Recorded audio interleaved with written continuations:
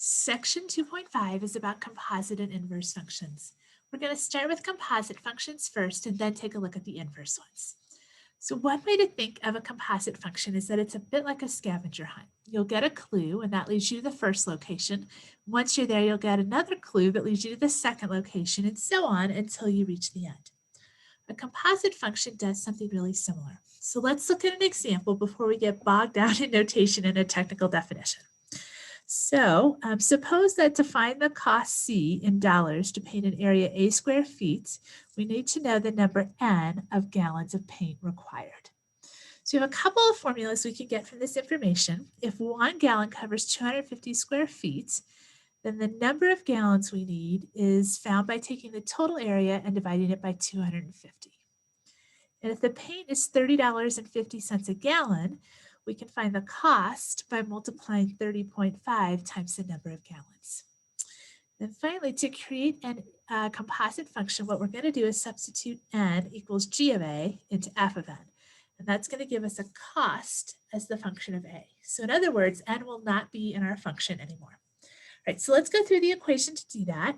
If the cost is equal to $30.50 times N, that's per gallon, and we know that N is equal to A over 250, we can make a substitution. It gives us C is equal to 30.5 times A over 250.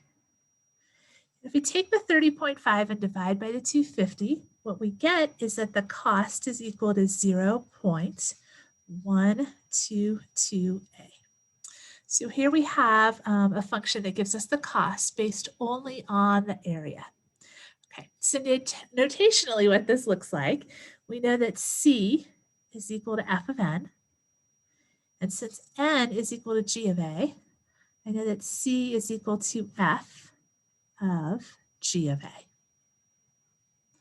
All right, so let's go ahead and define what a composition of functions is. For two functions, f of x and g of x, the function f of g of x is said to be a composition of f with g. So another way you might have seen this written before is f of g, where the of is represented by a little circle between the f and the g, and then of x. Okay, that is another notation. You may have seen that before in high school or in a different algebra class.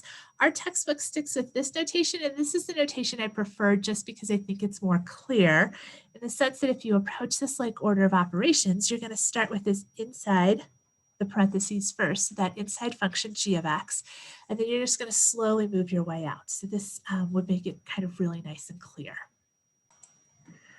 All right, so picture-wise, what that looks like is suppose we have a value x. We're going to apply our function g. So we get g of x, and then we're going to apply the function f to what we got previously. So we're going to take our output from g, that's our g of x, and that is going to be what we put into our function f. Okay, so that gives us f of g of x. We're going to start by looking at doing this in the two slow hops here, and then eventually what we're going to do is look at finding a shortcut. It's going to take us from the starting value of x all the way to the end. Or in other words, it's going to take our starting clue in the scavenger hunt and we'll be able to skip past everybody else who's finding all of the clues in between and we'll get to the end. So word-wise, this is written as the function f of g of x is defined by using the output